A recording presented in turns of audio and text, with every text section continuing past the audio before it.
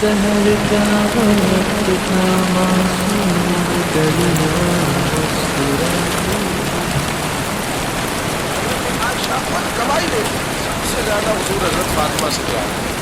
چھوٹی عمر تھی تو جناب خدیجہ یہ ذرا انداز دیکھیے گا بیٹی کی محبت کا. حضرت خدیجہ فرماتے ہیں حضور جب گھر آتے نا تو دروازے پہ کھڑے ہو کے اونچی آواز میں فرماتے ہیں السلام علیکم.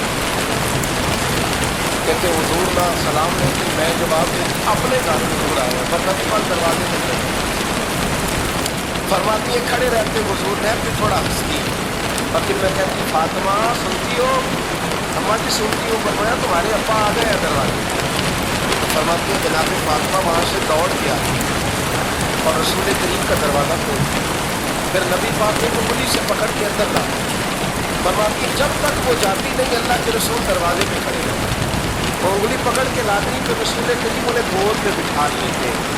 فرماتے وہ چھوٹی چھوٹی باتیں پوچھتی اور حضور ان کے بڑے بڑے جواب دیتے. وہ چھوٹی چھوٹی باتیں بچپن کی ایک بات لکھی ہے ہمارے محدثین نے. ایک دن چھوٹی عمر میں بالکل چھوٹی عمر میں جب فاطمہ نے پوچھا یا رسول اللہ میں اپنے رب کو کب دیکھوں؟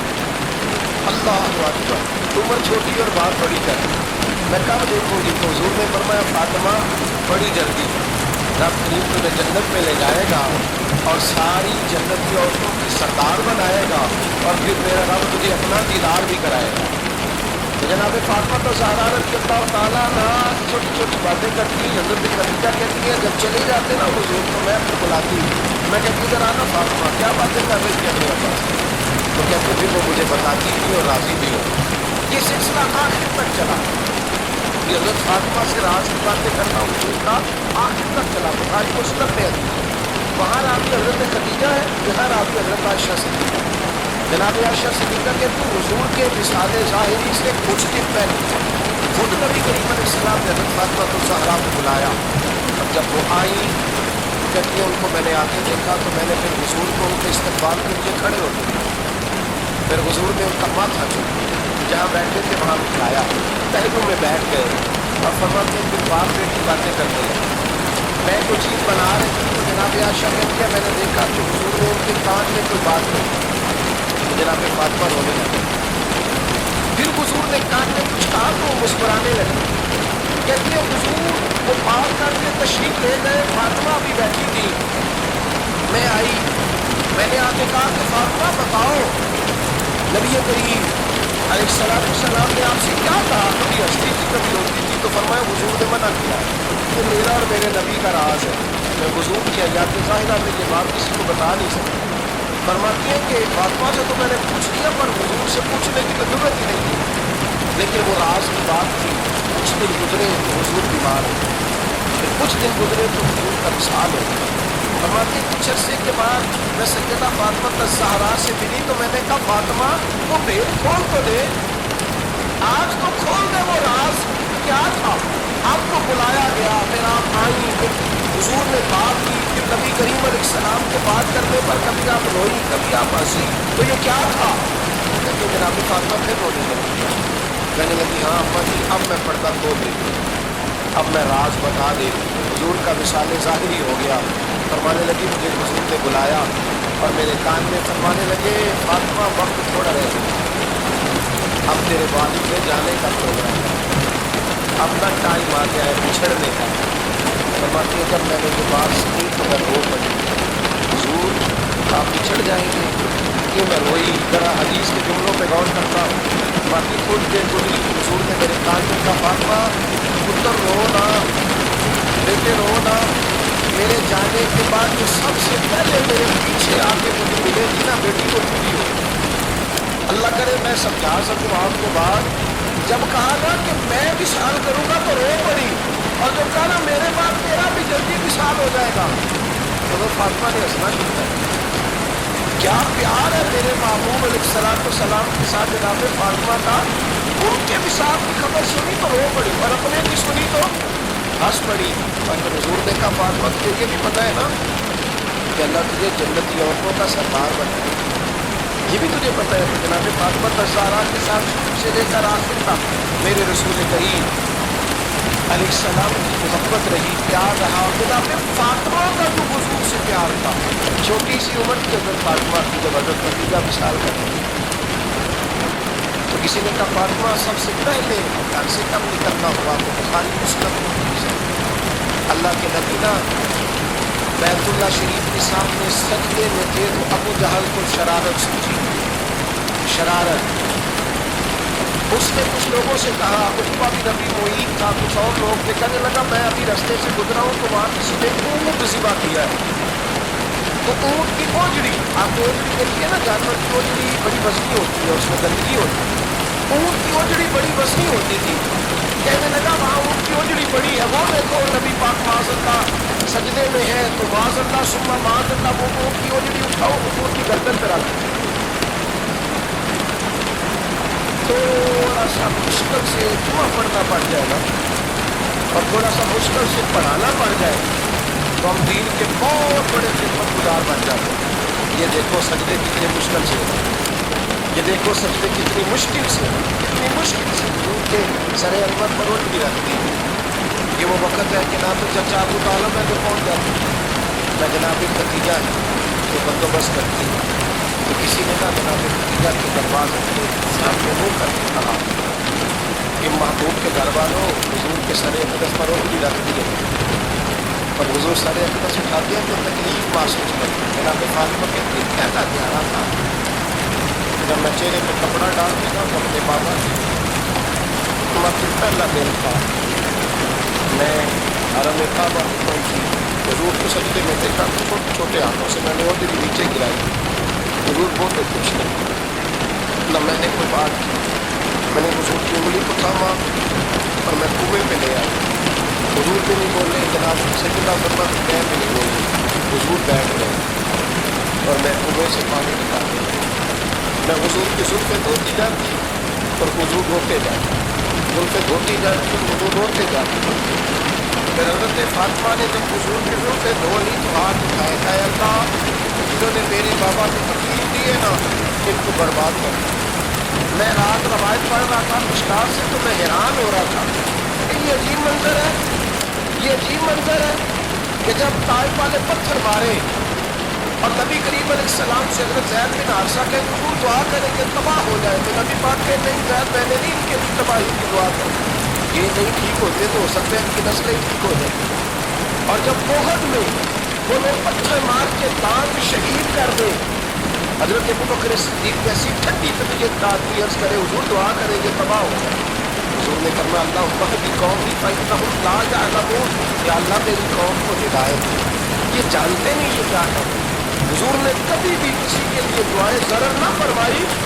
لیکن آج یہ عجیب منظر ہے، شاید یہ واحد وہ وقت ہے کہ جناب فاطمہ الزہرا نے جب کہا نا کہ اے اللہ انہیں برباد کر دے، انہوں نے آج میرے والد کو تکلیف دی ہے. حضرت فاطمہ کی دعا سن کے تو حضور نے پھرا دیا، اے اللہ جیسے میری بیٹی کہتی ہے نا ویسے ہی اللہ کر دے انہیں برباد. فاطمہ جیسے کہتی ہے ویسے اللہ کرے آپ کو سمجھ آئے گی کہ وہاں جہاں شدید تکلیف دی گئی وہاں حضور نے کسی کے لیے ایسی دعا، اور یہاں پر میں اللہ جیسے فاطمہ کہتی ہے ویسے.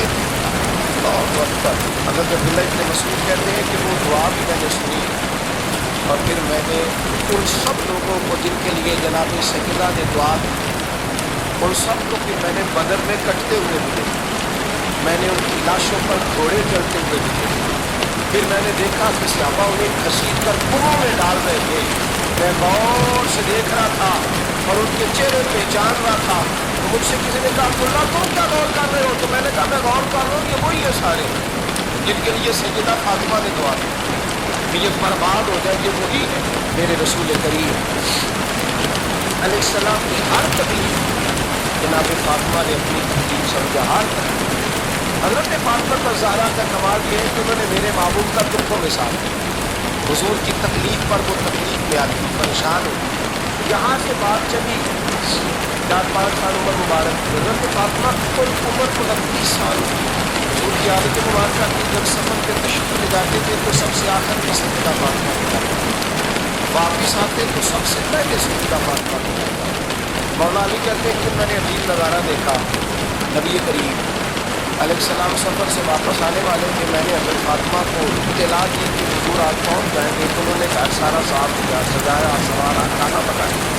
लेकिन फरमाती जैसे ही हुजूर अंदर दाखिल हुए ना घर के, जनाब फातिमा ने हुजूर का चेहरा देखा तो हाथ पकड़ कर चूमने लगे, और कहते जब उन्होंने सार उठाया तो उनका चेहरा सारा आंसुओं से भरा हुआ।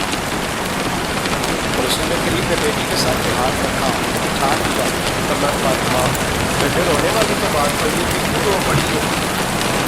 तो करने लगी महबूबा मैं बचपन से देख रही हूँ, मेहनत करते, जद्दोजहद करते, मुशक्क़त करते, या रसूलल्लाह आज आप आए हैं तो आपके चेहरे पर थकावट के आसार है, हुजूर वजूद थका हुआ है। या रसूलल्लाह मैंने सारी ज़िंदगी आपको काम करके देखा है, मदीने वाले हबीब मुझे बता तो सही काम कब तक है? वो वक्त आएगा जब आपकी कमर भी बिस्तर से लगे, तो टाइम आएगा आप घर में बैठे मनपसंद ग़िज़ाएँ खाएँ, उसको कब तक ये जद्दोजहद करनी है, कब तक ये काम होगा? मेरा फातिमा फरमाती ने मेरे आंसू पूछे, मौला कायनात शेर खुदा फरमाते, नबी करीम अलैहिस्सलाम फरमाने लगे फातिमा तेरे बाप की ड्यूटियाँ बड़ी ज़्यादा, जब तक दुनिया के आखिरी पौधे तक दीन नहीं पहुँच जाता, और जब तक ईंटें और पत्थर भी मेरे दीन का पैगाम सुन नहीं लेते, उतनी देर तक तेरा बाप जद्दोजहद करता ही रहे। तो जनाब फातिमा ने वो सारे रंग देखे रसूल करीम अलैहिस्सलाम की हयात मुबारक, फिर ये सारी कैफियत जब देखी ना कि हुजूर इतनी मेहनत करते हैं, तभी जनाब फातिमा को मेरे नबी की उम्मत से प्यार बढ़ा सल्लल्लाहु, समझिएगा इस बात, उम्मत मुस्लिमा से हज़रत फातिमा को बड़ा।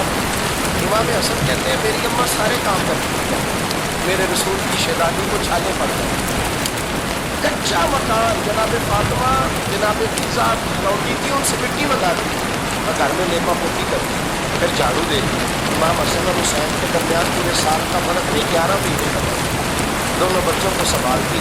जनाब अली की वालदा हज़रत फातिमा बिन्त असद बूढ़ी थी, जनाब फातिमा वो खोल के नौकरी करती कि हज़रत फातिमा बोल पड़ती, हज़रत फातिमा बिन्त असद बोल पड़ती, कहती बेटे फातिमा मेरा इतना ना ख्याल रखा था, मेरे अपने भी बच्चे हैं। जनाब फातिमा फरमाती आप सिर्फ अली की माँ तो नहीं, आप मेरी भी तो माँ है ना। यहाँ बीबियाँ फलसफा बयान करती हैं, वो कहती है कि इस हदीस में आया है 7 नंबर की खिदमत पर है, मैंने कहा किसी में भी नहीं आया, हम क्या कह रहे हैं इसमें भी नहीं आया, लेकिन ये तो आया है ना कि शौहर राज़ी हो तो अल्लाह राज़ी रहता है, तो अगर शौहर माँ बाप की खिदमत से राज़ी होता है तो करो खिदमत, इसको तो राज़ी करता है। इस पर तो तवज्जो लो, हज़रत फातिमा फिर चक्की पीसती, चक्की चक्की ये आसान जुमला नहीं कह जाते, हम सुन लेते हैं आप, चक्की पीस का जौ पीस का उसका आटा बनाना, फिर बच्चों के लिए खाना पकाना, फिर एक दिन कहने लगे यदि आपकी आप तो थोड़ी है खर्चे दर चरखा दिला देते, फातिमा क्या करोगी? पर मैं थोड़ा तो सूट बना लिया करूँगी तो भेज आया करता, चलो मैं थोड़ा हाथ बटाऊँगी। ये सारी ड्यूटियाँ करके हज़रत हसन बताते हैं फिर इज़्ज़त वाले रसूल की इज़्ज़त वाली, फिर शानों वाले नबी की शानों वाली, फिर पाक महबूब की पाक शहजादी, सारी ड्यूटियाँ करके रात को मौला अली से कहती अगर आप इजाज़त दें तो अल्लाह को राज़ी न कर दें। हज़रत अली फरमाते फातिमा जैसे दिल करे, तो इमाम हसन कहते हैं फिर मेरी माँ मुसल्ला बिछाई, मुसल्ला, और फिर सारी रात को नमाज पढ़ती, सारी रात, और फरमाते जब सवेरे हाथ उठाती तो पहली दुआ ये करती है अल्लाह मेरे रसूल की उम्मत पे रहम फरमा, ऐ अल्लाह मेरे रसूल की उम्मत पे रहम फरमा। तो कहते ज़माने बीत गए ये दुआ सुन के, जब मैं करीब गया तो मैंने कहा आपको हुजूर को दुआ मेरे लिए भी कर दें, फिर हुसैन के लिए भी कर दें, हुसैनब के लिए भी कर दें, सारी दुआएं उम्मत मुस्तफ़ा उम्मत मुस्तफ़ा उम्मत मुस्तफ़ा। कितना बड़ा जुमला है, कितना बड़ा शेख मोहम्मद ने लिखा, कितना बड़ा।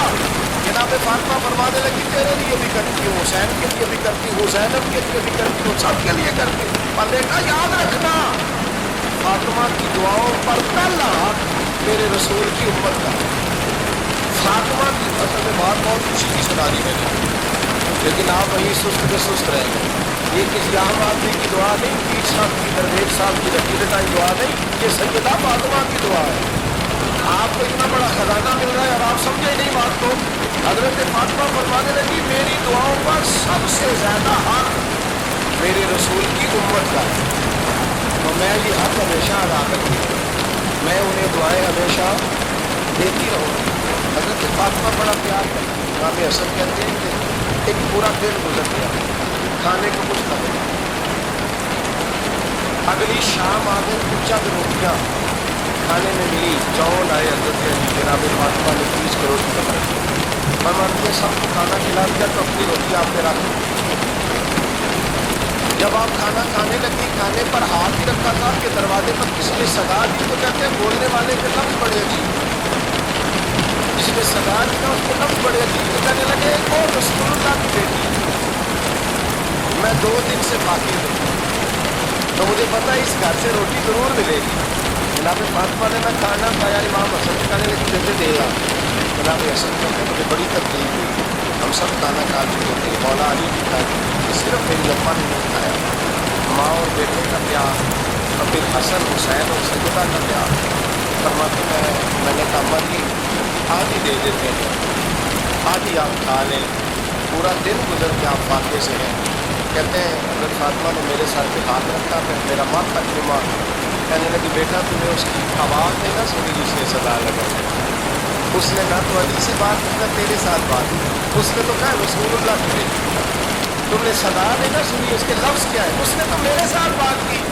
پھر فرمایا بیٹے میں 1 دن سے فاقے پہ ہوں، وہ 2 دن سے فاقے پہ، میرا 1 دن گزارا اور ہو جائے امت کے ساتھ۔ ایک دن ایک نبی پاک کی بارگاہ میں شخص آیا، اس نے کلمہ پڑھا، قبیلہ بنو سلیم سے اس کا تعلق تھا، نبی کریم علیہ السلام نے اس سے اس کی مالی حالت پوچھی، تو اس کہنے لگا یا رسول اللہ صلی اللہ علیہ وسلم میرے قبیلے میں 3000 لوگ اور سب سے غریب ہیں، نبی کریم صلی اللہ علیہ وسلم نے فرمایا اس کی مدد کرو بھائی۔ حضرت صاحب نے جو باتیں اٹھی تو انہوں نے نا اس کو کہا کہ میری اونٹنی بات کھڑی ہے، تو یہاں سے اٹھ کے چل جاؤ، اونٹنی تجھے دے دوں۔ مولا علی شیر خدا اسی کو پوچھے اور آپ نے ان کے سر سے امامہ شریف کیا، فرمایا میں نے کہا ٹھیک ہے جو نبی بیٹھو گے دے دیں۔ حضور نے نا حضرت سلمان فارسی کی ڈیوٹی لگائی، فرمایا اسے سواری بھی مل گئی، کپڑے بھی مل گئے، اس کے کھانے کا بندوبست کر پتہ کر کس گھر میں کھانا ہے، تو لا۔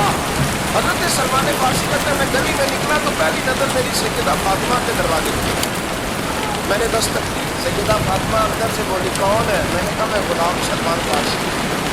جناب فاطمہ پر زہرا سے میں نے عرض کی ایک بندہ آیا ہے، کلمہ پڑھا ہے، اور وہ کہتا ہے 3000 آدمی میرے قبیلے میں اور سب سے غریب میں ہوں، تو اماں جی اس کو مولا علی نے امامہ دے دیا ہے اور حضرت صاحب کی مبادہ رضی اللہ تعالیٰ عنہ نے اونٹنی دے دی ہے، تو حضرت فاطمہ فرما سکتی تھی کہ جب شیر خدا نے دے دیا ہے تو ہمارا تو حصہ پڑ گیا، تو فرمانے لگی بھائی میرے ساتھ کیا مطالبہ ہے بتاؤ جلدی کرو، اب کھانا نہیں کھایا اس نے، تو آپ فرمانے لگی کھانا دیتے۔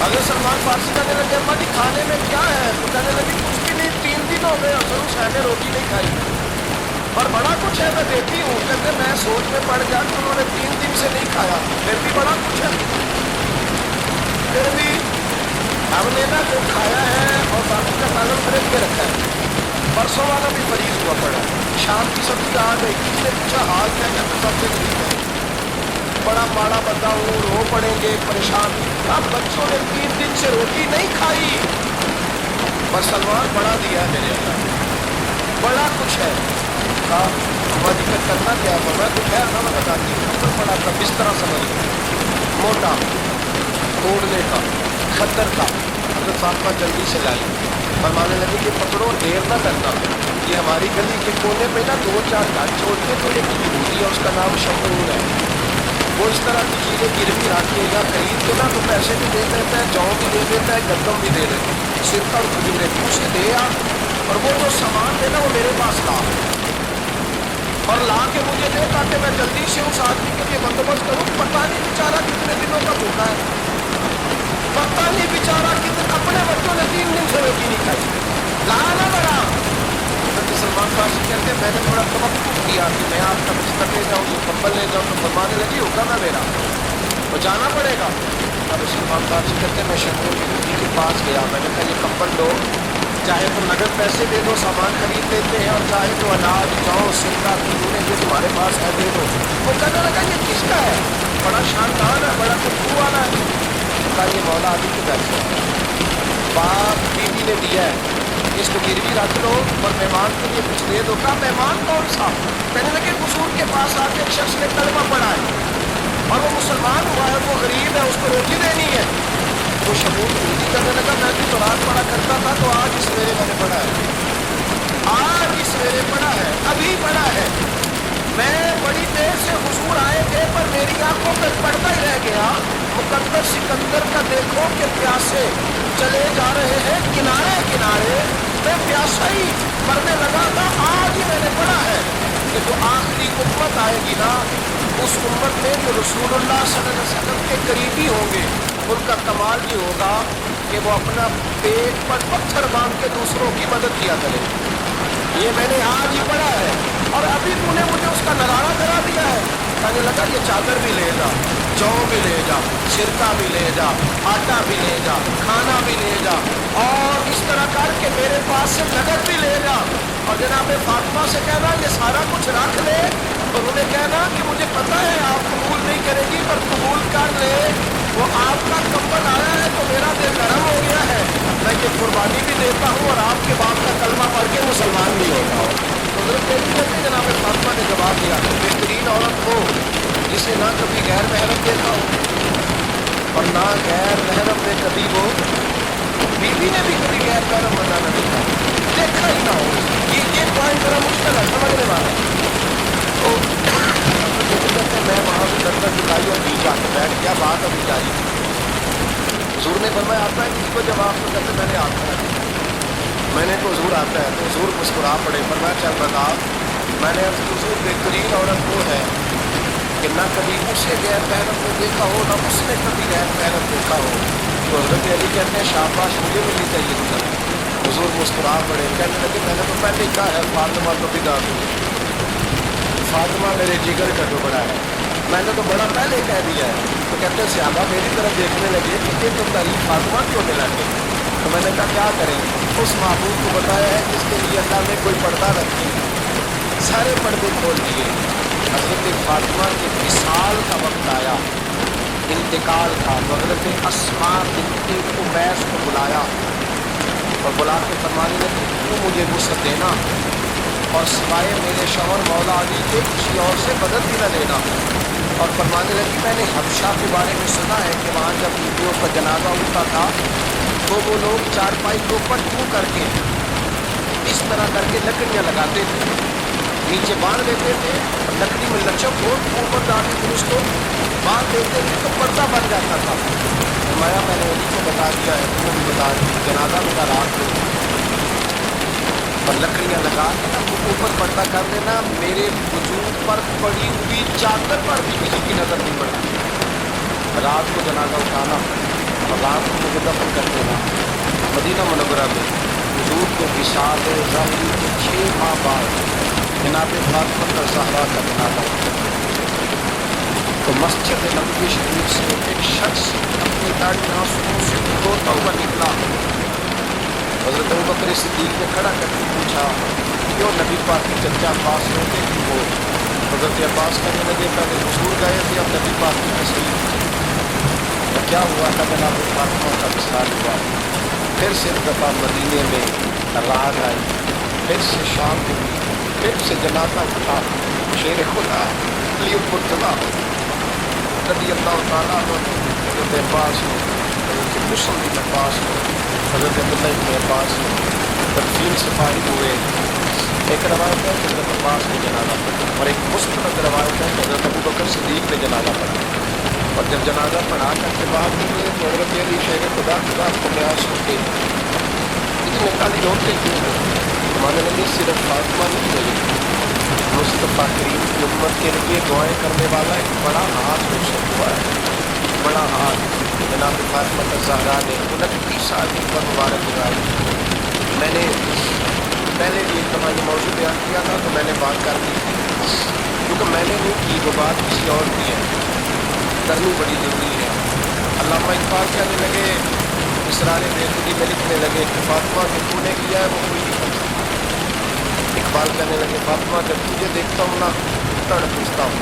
कहने लगे फातिमा मेरे रसूल करीम ने ना मेरे पाँव में शरीयत की जंजीरें बांध दी, اگر مجھے شریعت منع نہ کرتی، حضور پابند نہ کرتے، تو میں کعبے کا طواف نہ کرتا، تیری قبر کا طواف نہ کرتا۔ فاطمہ تو نے 29 سال میں وہ انقلاب برپا کیا، امت پر وہ رحمت کی۔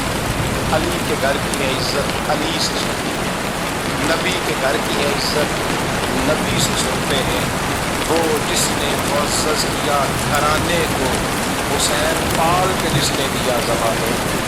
اور میرے اعلیٰ حضرت فرماتے ہیں سیدہ طاہرہ طیبہ طاہرہ۔ کبھی آپ اگلا فقرہ سنے لیں تو بریلی کے امام نے ہاتھ کر دی، فرمانے لگے جان احمد کی راحت میں ناخوش، جان احمد کہتے ہیں نبی پاک کی جو جان ہے وہ سیدہ فاطمہ ہے، اور صرف جان نہیں، یہ وہ والی حضور کی جان ہے جس سے نبی پاک سکون حاصل کرتے ہیں، راحت حاصل کرتے ہیں۔ جان احمد کی راحت پہ، اور اس کا ایک ترجمہ یہ ہے کہ نبی پاک کی جان کو سکون حضرت فاطمہ کی وجہ سے ملا۔